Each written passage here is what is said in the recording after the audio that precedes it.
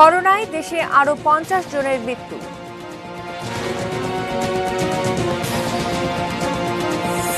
করোনার ভুয়া পরীক্ষা, সাবরিনা আরিফের বিরুদ্ধে চার্জশিট কাল।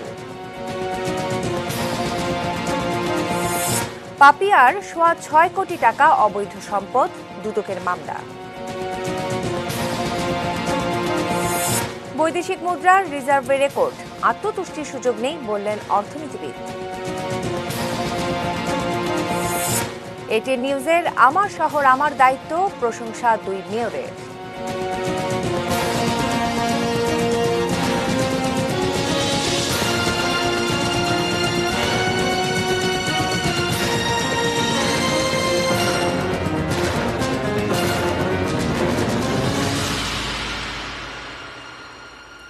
দেখছেন এটিএন নিউজ। রাত 8টার নিউজ আওয়ারে আপনাদের সঙ্গে রয়েছি আমি শ্রাবণী জলি। শুনছিলেন সংবাদ শিরোনামগুলো। VSL angle channel HB VSL Bikrampur steel limited. এবারে জানাবো বিস্তারিত এবং শুরুতেই worldometers.info অনুসারে বিশ্বের সর্বশেষ করোনা পরিস্থিতি।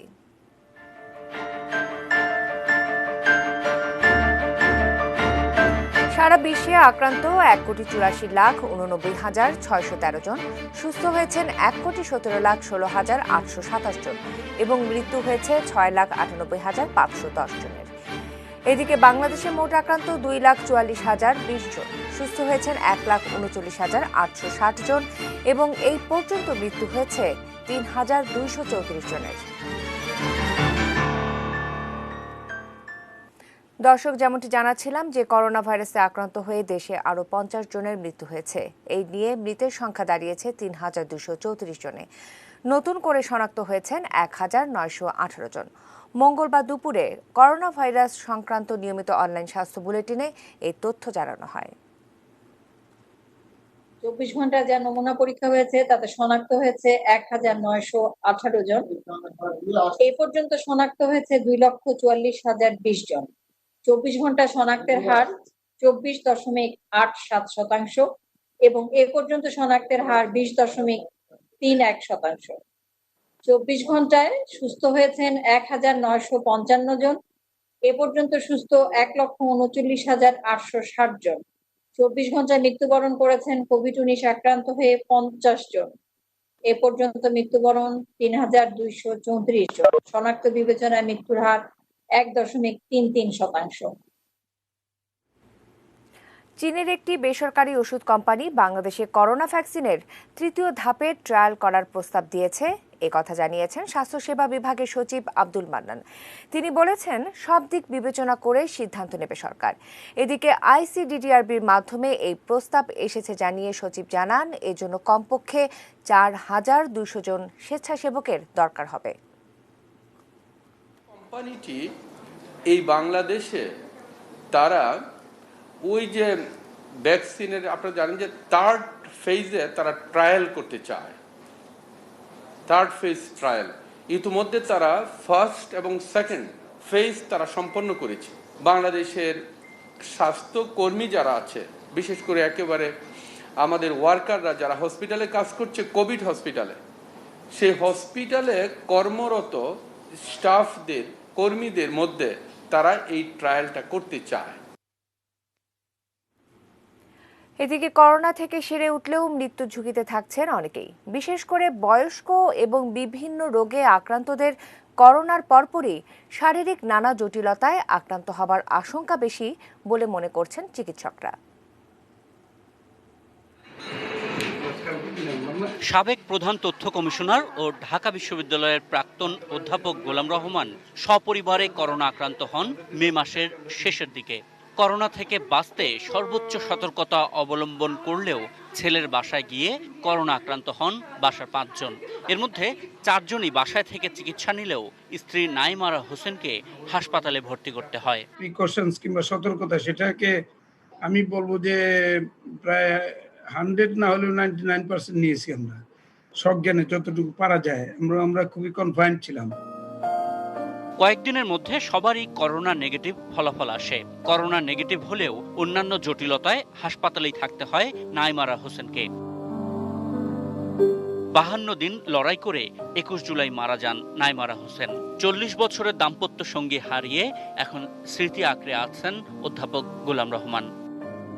খুঁজে ফিরি অসীম শূন্যে, নীলাকাশের গহীন আলোক রাশিতে, কখনো ছিলে শুভ্র মেঘের মতো, কখনো সমুদ্রের উচ্ছ্বসিত আরশিতে। পাহাড় আর সবুজ বৃক্ষের ঘন ছায়ায় লুকিয়ে শিশুর মতো, বলতে কত কি পাতা নড়ার শব্দ যত। নাইমারা হোসেনের মৃত্যুকে চিকিৎসকরা বলছেন পোস্ট করোনা ইফেক্ট। করোনার কারণে লাংসের যে ইনফেকশন সেটা অনেক বড় হয়ে যায় আর কি, এবং লাংস ফাইব্রোসিস বলে সেটা করোনার কোভিড পোস্ট কোভিড একটা আর কি ইম্প্যাক্ট। কোভিড-19 সংক্রমণের কারণে দীর্ঘমেয়াদী নিউমোনিয়া ভোগার কারণে ফুসফুসের যে ফাইব্রোসিস হতে পারে, সেই কারণে মানুষের স্থায়ীভাবে শ্বাসকষ্ট মাত্রা বেড়ে যেতে পারে। সাবেক মন্ত্রী মোহাম্মদ নাসিমও করোনা মুক্ত হবার পরেও মারা যান ব্রেন স্ট্রোকে। রক্ত জমাট বেঁধে যাওয়ার একটা প্রবণতা করোনা ভাইরাসের কারণে সৃষ্টি হয়, যেটার কারণে হঠাৎ করে হার্ট অ্যাটাক হওয়া অথবা পালমোনারি এম্বোলিজমের মাধ্যমে মৃত্যু ঝুঁকি থাকে। এবং যত মৃত্যু হয়েছে এর মধ্যে একটা উল্লেখযোগ্য অংশ এই কারণে মৃত্যু হয়েছে। Ashikur Rahman Apu, ATN news, Dhaka.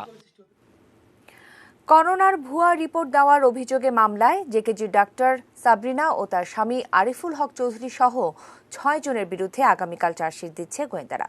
অভিযোগ প্রমাণিত হলে 7 বছরের সাজা হতে পারে এই দম্পতির। লাইসেন্স না থাকার পরও অখ্যাত প্রতিষ্ঠান জোবেদা খাতুন সার্বজনীন সংস্থা জেকেজি স্বাস্থ্য অধিদপ্তরের অনুমতি পেয়েছিল করোনা নমুনা সংগ্রহের। আর এর পেছনে ছিলেন হৃদরোগ ইনস্টিটিউটের সাবেক registrar cardiac surgeon doctor Sabrina Arif Chowdhury. তার হস্তক্ষেপেই স্বামী আরিফুল হক চৌধুরীর প্রতিষ্ঠান জেকেজি এই অনুমতি পায়। এরপরও শুধু নমুনা সংগ্রহের অনুমতি নিয়ে বাড়ি বাড়ি গিয়ে নমুনা নেয়া, বুথ খুলে নমুনা সংগ্রহের পাশাপাশি চলে ভুয়া করোনা রিপোর্ট দেওয়ার মতো গুরুতর অনিয়ম। এসব অভিযোগে প্রথমে জেকেজির সিইও আরিফুল হক চৌধুরী ও পরে ডাক্তার সাবরিনাকে গ্রেপ্তার করে তেজগাঁ থানা পুলিশ। পরে মামলাটি ডিবির কাছে হস্তান্তর হলে কয়েক দফা রিমান্ডে এনে গোয়েন্দারা আরিফ ও সাবরিনাকে মুখোমুখি জিজ্ঞাসাবাদ করে। এতে তাদের অনিয়মের নানা বিষয়গুলো উঠে আসে। জাল সার্টিফিকেটস, নগদ টাকা, তারপরে টেস্টিং কিটস ইত্যাদি, ব্লাড কালেকশনের স্যাম্পল টিউব ইত্যাদি আমরা জব্দ করেছি। সিআইডি ফরেন্সিকেও এগুলি প্রমাণিত হয়েছে এবং অনেকে 161 ধারায় জবানবন্দি দিয়েছে 16 জন, এবং 3 জনের 164 ধারায় জবানবন্দি আমরা নিয়েছি। তো সার্বিক তদন্তে আমরা এই মামলার যে ধরনের অপরাধ সংঘটিত হয়েছে এই অপরাধের বিষয়ে প্রমাণিত হয়েছে আমাদের কাছে, এবং এই সংক্রান্তে আমরা চার্জশিট আগামীকালকে কোর্টে দাখিল করব। আর্থিকভাবে লাভবান হতেই সাবরিনা ও আরিফ দম্পতি করোনার ভুয়া রিপোর্ট দিয়ে মানুষের জীবন নিয়ে প্রতারণা করেছেন বলে অভিযোগ রয়েছে।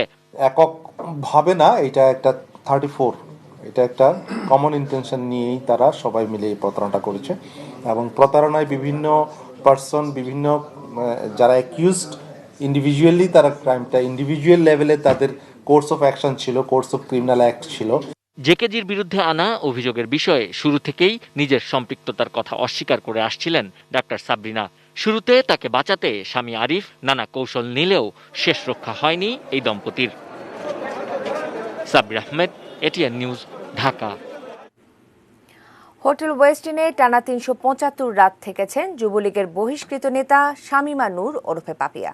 এ সময়ে মদের বিল দিয়েছেন 1,56,00,000 টাকার।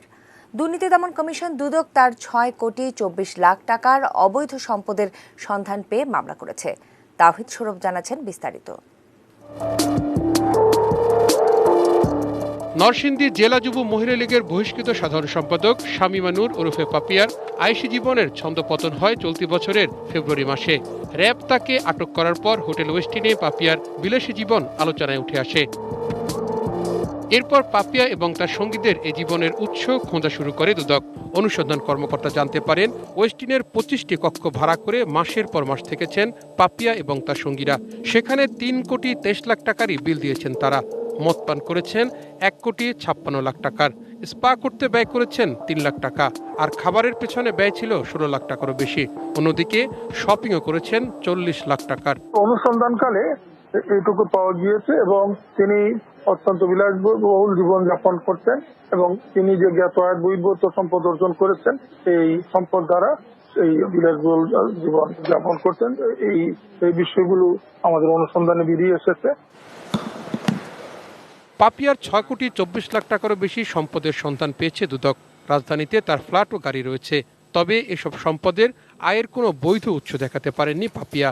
এ কারণে পাপিয়া ও তার স্বামী সুমনের বিরুদ্ধে মামলা করেছে দুদক। তার বিরুদ্ধে মামলা দায়ের হয়েছে দুর্নীতি দমন কমিশন আইন 27-1 ধারায়।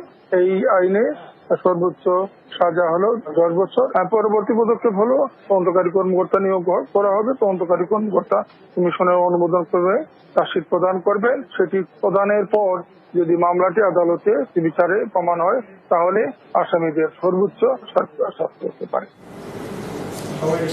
মামলার এজাহার অনুযায়ী পাপিয়া মোট 19 জন সঙ্গী নিয়ে থেকেছেন ওয়েস্টিনে, যাদের বেশিরভাগেরই জাতীয় পরিচয়পত্র ছিল ভুয়া। Towhid Sourav, ATN news, Dhaka. জানাবো দেশের অর্থনীতির খবর। ঈদের আগে প্রায় 22,095 কোটি টাকা দেশে পাঠিয়েছেন প্রবাসীরা। তাতে বৈদেশিক মুদ্রার রিজার্ভ এখন সর্বোচ্চ, যা $37.3 বিলিয়ন। বিশ্বজুড়ে করোনা ভাইরাসের প্রকোপে দেশে রেমিটেন্স প্রবাহ কমবে 20%, এমনটা আগেই ধারণা করা হয়েছিল। আর এর আজ প্রথম টের পায় বাংলাদেশ। গত মার্চ মাসে ফেব্রুয়ারিতে রেমিটেন্স আসে $145 কোটি 22 লাখ ডলারের, মার্চে যা দাঁড়ায় $128 কোটি 68 লাখ ডলারে। এক মাসে রেমিটেন্স কমে 12.84%। কেন্দ্রীয় ব্যাংকের তথ্য বলছে এপ্রিলে প্রবাসীরা 109 কোটি 29 লাখ ডলার দেশে পাঠান, যা 2018-19 অর্থবছরের একই সময়ের চাইতে 23% কম, আর গত 15 মাসের মধ্যে সবচেয়ে কম। তবে রমজানের ঈদের আগে পাল্টে যায় সেই চিত্র। মে মাসে প্রবাসীরা 150 কোটি 30 লাখ ডলার রেমিটেন্স পাঠান, আর জুনে দেশে রেমিটেন্স আসে 183 কোটি ডলার বা প্রায় 15,555 কোটি টাকা। কোরবানি ঈদের আগে জুলাইয়ে প্রায় 260 কোটি ডলার পাঠিয়েছেন প্রবাসীরা। দেশের ইতিহাসে এর আগে কোনো একক মাসে এত আয় আসেনি। এক মাসেই প্রবাসীরা প্রায় 6,500 কোটি টাকা বেশি পাঠিয়েছেন। ব্যাপক সংখ্যক যারা সেখানে কর্মী বাহিনী আছে বিদেশ থেকে আসা, তারা প্রত্যেক দেশে ফিরে চলে যাচ্ছে। বাংলাদেশের একটা বিশাল সংখ্যক চলে আসছে এবং চলে এসেছে অলরেডি, এবং আগামীতে আরও আসবে। এই ব্যক্তিগুলো কিন্তু তাদের টাকাগুলো সঞ্চিত অর্থ নিয়ে আসছে, আগে পাঠিয়ে দিচ্ছে। আমি যতদূর জানি যে সকল নতুন লোক যায় নাই, কিন্তু যারা ওখানে ছিল তারা সবাই বেতন ভাতা পেয়েছে, রুজি করেছে, সমস্যা হয় না। সুতরাং এটা তো একটা ইতিবাচক দিক। এটা আমাদের দুঃসময়ে ব্যবসা বাণিজ্য কম, এক্সপোর্ট কম, রপ্তানি কম, এই সময় এই টাকাটা তো ভয়ঙ্কর রকমের আমাদের জন্য গুরুত্বপূর্ণ। বৈধ পথে প্রবাসী আয় বাড়াতে চলতি অর্থবছরে বাজেটে প্রায় 2% হারে প্রণোদনা ঘোষণা করে সরকার। জুলাই থেকে প্রবাসীরা প্রতি 100 টাকার বিপরীতে 2 টাকা প্রণোদনা পাচ্ছেন। আমাদের যারা ব্যবসা বাণিজ্য করেন, ইম্পোর্ট করেন, তাদের ডলার লাগে, তারা এখান থেকে ডলার নিতে পারেন কিনে উচিত মূল্যে। আমাদের পরিকল্পনাগুলো যেগুলো ছিল, উন্নয়ন পরিকল্পনা, এগুলোতে যেগুলো স্থবির ছিল, এইগুলোকে আরো শক্তিশালী করবো, জোরদার করব। রিজার্ভকে খরচ করার জন্য আমাদের উঠে পড়ে লাগার কোনো কারণ নেই। আমাদের যে কার্যক্রমগুলো, সেটা সরকারের বাজেট বাস্তবায়ন অথবা বেসরকারি খাতে যে চাহিদা, সেগুলো মেটানোর জন্যই রিজার্ভটা থাকবে আগামী দিনের এবং বর্তমানে। ইতিমধ্যেই বাংলাদেশ ব্যাংক ডলার কিনে দাম স্বাভাবিক রাখার চেষ্টা করছে। ডলারের বিপরীতে টাকাও কিছুটা শক্তিশালী হয়েছে। দীর্ঘদিন 84 টাকা 95 পয়সা দরে ডলার কিনছিল কেন্দ্রীয় ব্যাংক, এখন তা কমে হয়েছে 84 টাকা 80 পয়সায়। একটা ডলার যখন বিদেশ থেকে আসে, সেটা যখন বাংলাদেশ ব্যাংক কিনে নেয়, তখন সেটার বিনিময়ে 84 টাকা বাংলাদেশ ব্যাংক বাজারে ছেড়ে দেয়, এবং সেই টাকাটা তখন আবার যে ব্যাংকে জমা হয়। কাজে $1 বিলিয়ন আসলে 8,400 কোটি টাকা জমা হয়ে যাচ্ছে। তো সেটাই একটা বিশাল সুখবর। সাদাত হাবিবি সেতু, এটিএন নিউজ, ঢাকা। অন্য প্রসঙ্গ, চট্টগ্রাম সিটি কর্পোরেশনের প্রশাসক হলেন মহানগর আওয়ামী লীগের সহসভাপতি খোরশেদ আলম সুজন। মঙ্গলবার সচিবালয়ে স্থানীয় সরকার মন্ত্রী মোহাম্মদ তাজুল ইসলাম এই তথ্য জানান। করোনার কারণে অনির্দিষ্টকালের জন্য পিছিয়ে গেছে চট্টগ্রাম সিটি নির্বাচন। আইনি বাধ্যবাধকতা মেনে প্রধানমন্ত্রী শেখ হাসিনার নির্দেশেই খোরশেদ আলম সুজনকে প্রশাসক নিয়োগ দেওয়া হয়েছে বলে জানান স্থানীয় সরকার মন্ত্রী। খোরশেদ আলম সুজন ছাত্রজীবনে চট্টগ্রাম বিশ্ববিদ্যালয় ছাত্রলীগের সাধারণ সম্পাদক ও পরে সভাপতি হিসেবে দায়িত্ব পালন করেন। দীর্ঘ রাজনৈতিক জীবনে অনেকবার সংসদ সদস্য পদে মনোনয়ন লাভের সুযোগ এলেও তা বারবারই হাতছাড়া হয়েছে তার। এদিকে চট্টগ্রামের মেয়র আজম নাসিরের 5 বছরের মেয়াদ শেষ হচ্ছে আগামীকাল। স্থগিত হয়ে যাওয়া এই সিটি নির্বাচনে আওয়ামী লীগের মনোনয়ন পাননি আজম নাসির। তার বদলে নৌকার মনোনয়ন পান নগর কমিটির সিনিয়র যুগ্ম সম্পাদক এম রেজাউল করিম চৌধুরী।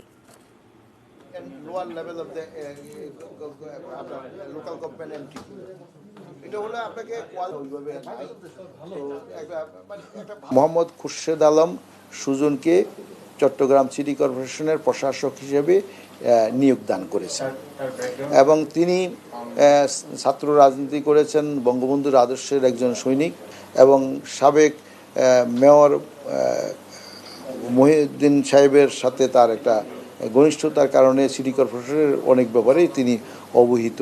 এরকম বিষয়গুলোকে মাননীয় প্রধানমন্ত্রী হয়তো আমলে নিয়েছেন। মূল কাজটি আমি মনে করি যে আমাদের রাস্তাঘাটের অবস্থা খুব খারাপ, এটাকে ঠিক করতে হবে। 2 নম্বর, প্রশাসনের দুর্নীতিটাকে বন্ধ করার জন্য আমি চেষ্টা করব। 3 নম্বর হচ্ছে যে কনজারভেন্সি, অর্থাৎ পরিচ্ছন্নতাটা আরো যাতে হাইজেনিকলি হয়, যাতে মানুষের অসুবিধা ভোগান্তিটা দূর করে এই পরিচ্ছন্নতা করা যায়। তারপর হচ্ছে স্বাস্থ্য ব্যবস্থা। এবারে শহরের পরিষ্কার পরিচ্ছন্নতা নিয়ে সাবরনের সৌজন্যে আমার শহর আমার দায়িত্ব।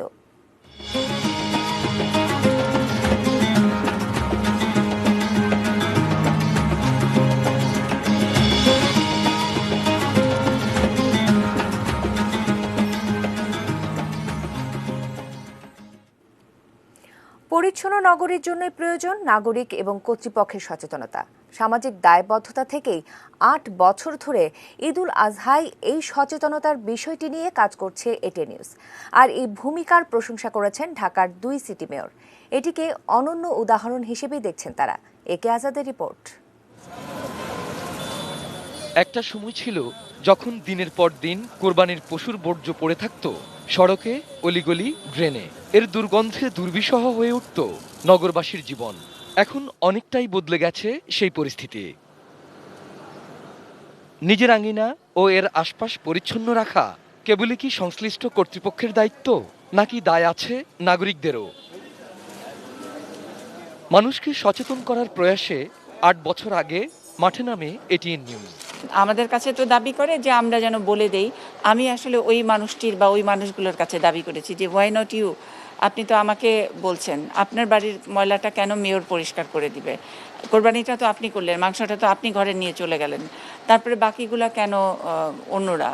একটি পরিচ্ছন্ন নগরী গড়ে তোলার তাগিদে ঈদুল আজহার এ সময়টাতে রাজধানীর এ প্রান্ত থেকে ও প্রান্তে ছুটে বেড়ায় এটিএন নিউজ টিম। এই শহরের মানুষের কাছে একটি বার্তাই পৌঁছে দিতে, তা হলো আমার শহর আমার দায়িত্ব। তো এটিএন নিউজকে আমরা অবশ্যই ধন্যবাদ দিচ্ছি যে তারা এই ধরনের প্রোগ্রাম ক্রিয়েট করতেছে, প্রোগ্রাম ক্রিয়েট করে মানুষকে সচেতনতা বাড়াতেছে।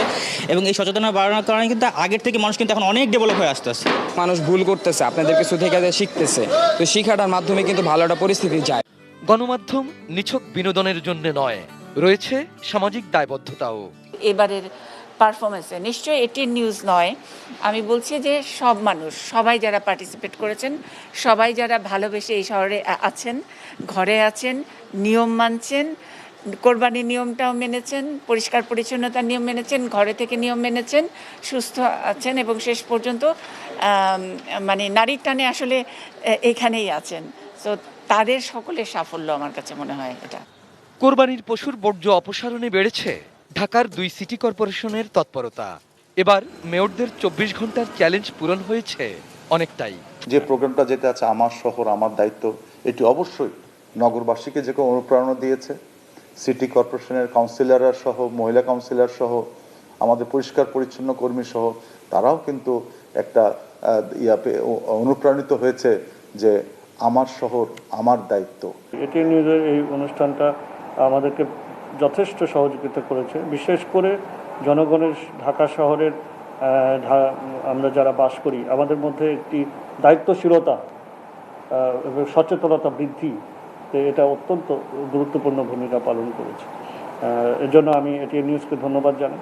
ঈদুল আজহার মতো রাজধানী পরিষ্কার পরিচ্ছন্ন থাকুক বছর জুড়েই এই প্রত্যাশা সবার। একে Azad, ATN news, Dhaka.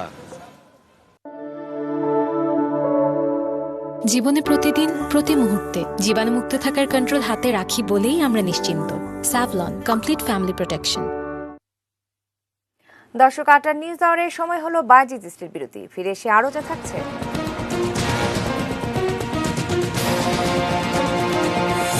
TikTok video নির্মাতা অপু গ্রেপ্তার।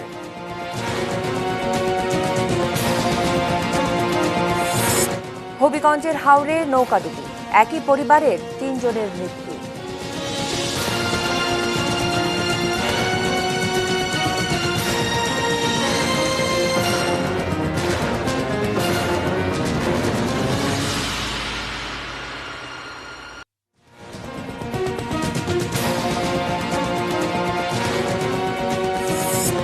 করোনায় দেশে আরো ৫০ জনের মৃত্যু।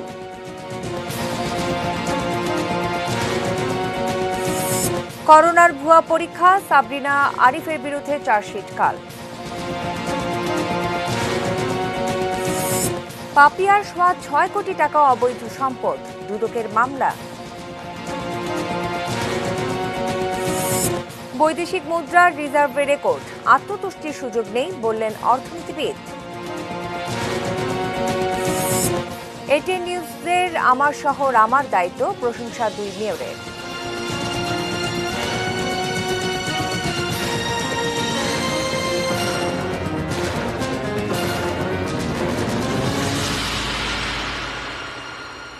সংবাদ শিরোনামগুলো আরও একবার জানিয়ে আবার আমন্ত্রণ জানাচ্ছি রাত ৮টার নিউজ আওয়ারে।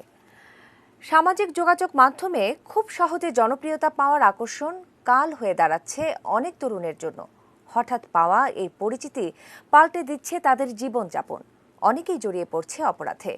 এরকমই একজন টিকটক ভিডিও নির্মাতা ইয়াসিন আরাফাত অপু। বিস্তারিত জানবো সাব্বির আহমেদের রিপোর্টে।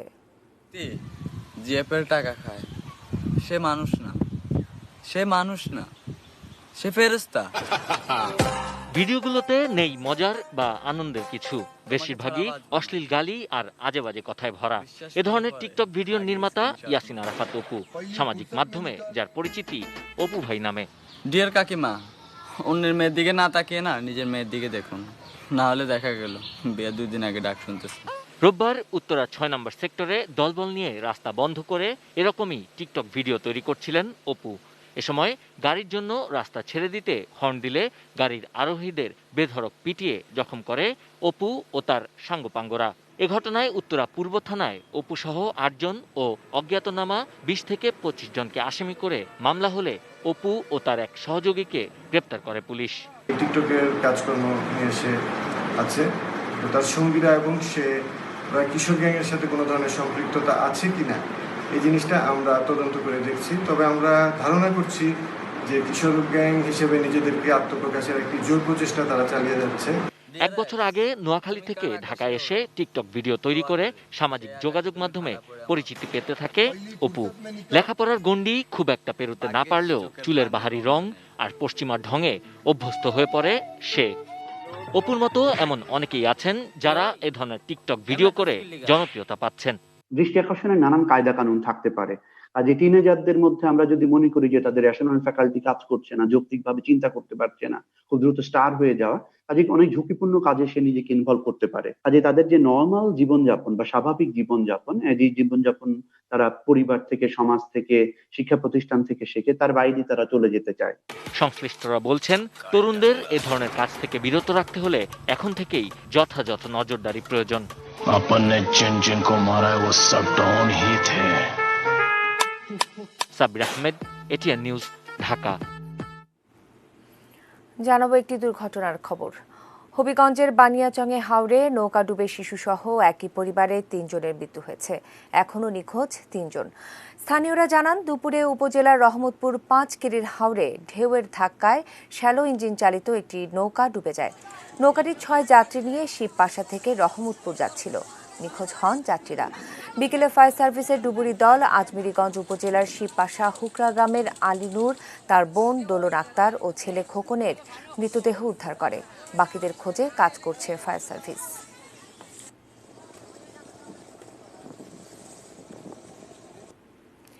এবারে জানাবো সোশ্যাল ইসলামী ব্যাংক লিমিটেড বাণিজ্য সংবাদ।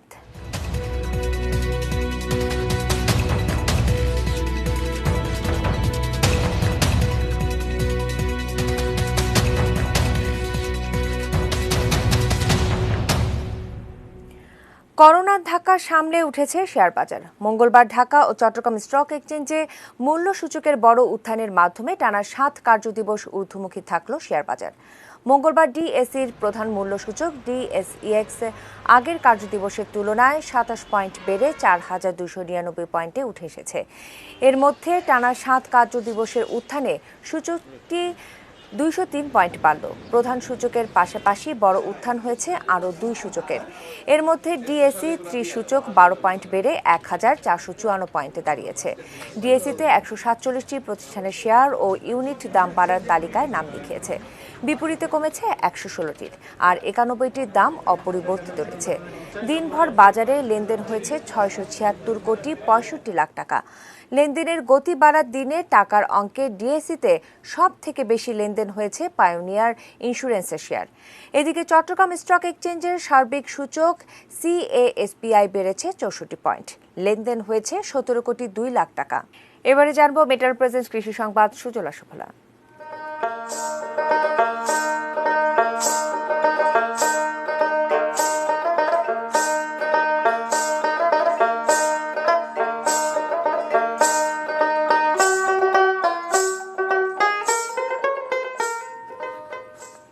মিষ্টি কুমড়া চাষে সাফল্য পেয়েছেন বগুড়া চাষিরা। অল্প খরচে বেশি ফলন আর ভালো লাভ হওয়ায় দিন দিন বাড়ছে কুমড়া চাষে আগ্রহ।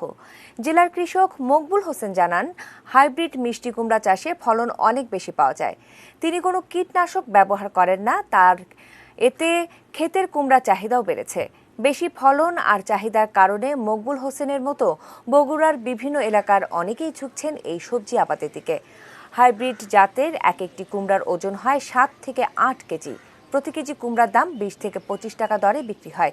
এতে আর্থিকভাবে লাভবান হচ্ছেন চাষিরা।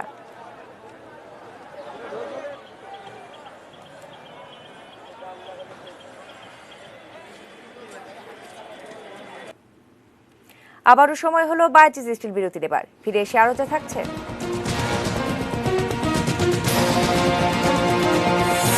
এটিএন নিউজের সঙ্গে ঈদ আড্ডায় আশরাফুল।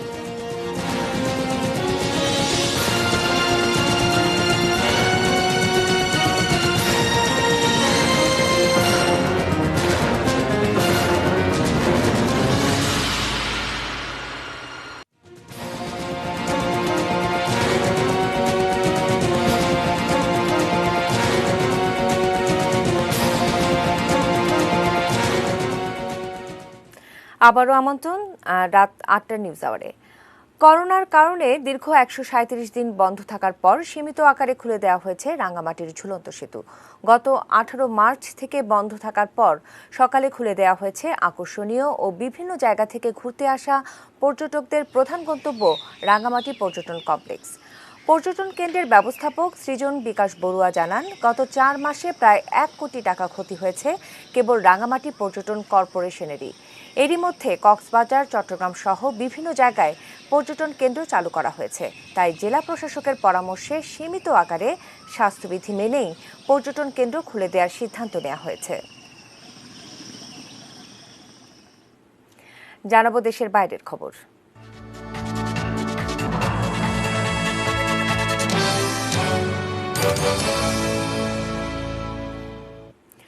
লকডাউনে অভিবাসীদের নিয়ে প্রতিবেদন করার ঘটনায় কুয়ালালামপুরে আল জাজিরা কার্যালয়ে তল্লাশি অভিযান চালিয়েছে মালয়েশিয়া পুলিশ। এ সময় 2টি কম্পিউটার জব্দ করা হয়।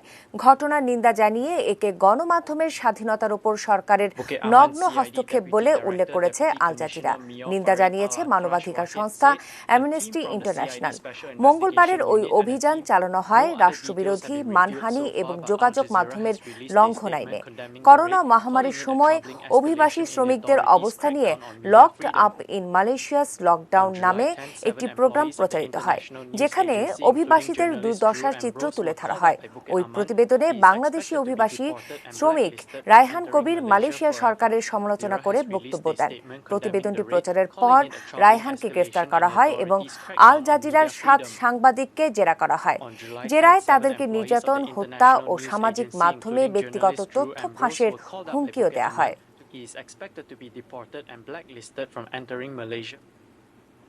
এবারে জানাবো ক্লেমন স্পোর্টস নিউজ।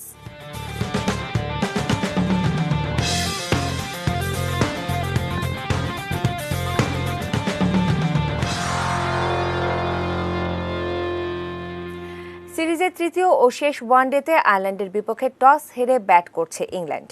সাউদাম্পটনে দলীয় 44 রানে 3 উইকেট হারিয়ে কিছুটা চাপে পড়ে ইংল্যান্ড। তবে চতুর্থ উইকেটে ইয়ান মর্গান ও টম বান্টন স্বাচ্ছন্দ্যে ব্যাট চালিয়ে ইনিংসকে টেনে নিয়ে যেতে থাকেন। অধিনায়ক ইয়ান মর্গান তুলে নেন ক্যারিয়ারের 47তম অর্ধশতক। প্রথম 2 ওয়ানডে জিতে ইতোমধ্যে 2-0-তে সিরিজ জিতে নিয়েছে স্বাগতিক ইংল্যান্ড।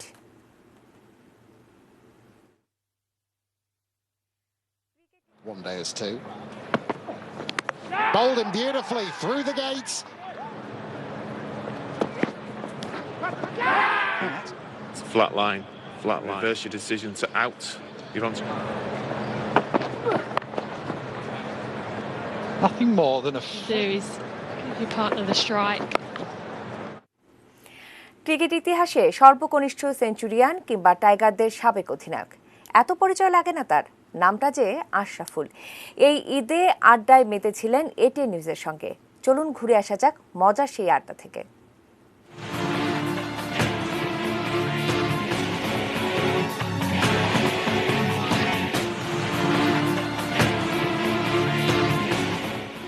দর্শক, ঈদের এই বিশেষ আয়োজনে আজ আমাদের সাথে থাকছে বাংলাদেশ দলের সাবেক অধিনায়ক মোহাম্মদ আশরাফুল। তার সাথে কথা বলবো ঈদের সময় তার কিভাবে কাটছে এবং ক্রিকেটে ফেরা নিয়ে। আশরাফুল ভাই, ঈদ মোবারক। ঈদ মোবারক। আপনি তো বাংলাদেশ ক্রিকেটের অনেকের কাছেই আদর্শ এবং বাংলাদেশের খেলোয়াড় থেকে শুরু করে যারা সমর্থক আছে আপনাকে অনেকেই পছন্দ করে। দর্শকরা আপনার মুখে গান শুনতে চাই, কারণ আপনার অনেক ভক্ত রয়েছে, তারা ক্রিকেটের বাইরেও আপনাকে অন্যভাবে দেখতে চায়। আসলে আমি সবসময় এই একটা গানই গাই, একদম ছোটবেলা থেকেই যখনই বলা হয় আমি এই গানটা আমি সবসময় গেয়ে থাকি। আমার কাছে মনে হয় যে এই গানের মিনিং গুলা আমি মনে করি যে আমি আসলে এরকম ধরনের মানুষই নিজেকে মনে করি। ওই আমি তো এক সাধারণ একজন, অতি সাধারণ এই মন।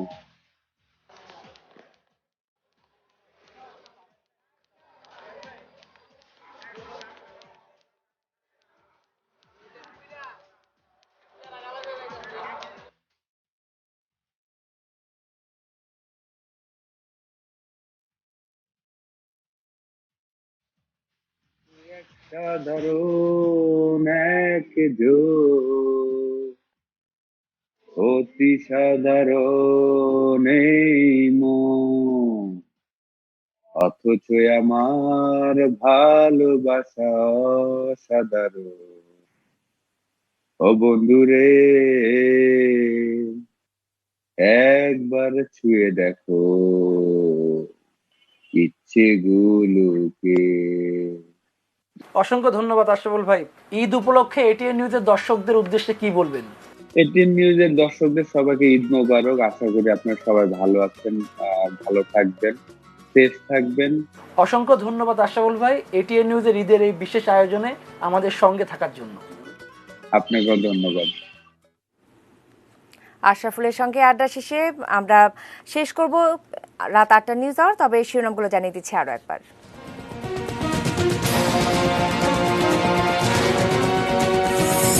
করোনায় দেশে আরো 50 জনের মৃত্যু।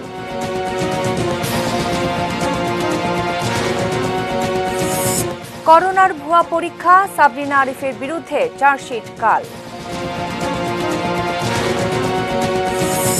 পাপিয়ার 6.25 কোটি টাকা অবৈধ সম্পদ, দুদকের মামলা। বৈদেশিক মুদ্রার রিজার্ভে রেকর্ড, আত্মতুষ্টির সুযোগ নেই বললেন অর্থনীতিবিদ। এটিএন নিউজের আমার শহর আমার দায়িত্ব, প্রশংসা 2 মেয়রের। টিকটক ভিডিও নির্মাতা অপু গ্রেপ্তার।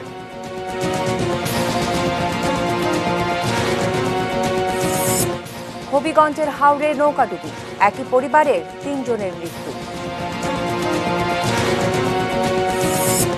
এবং ঈদ আড্ডায় গান গাইলেন আশরাফুল।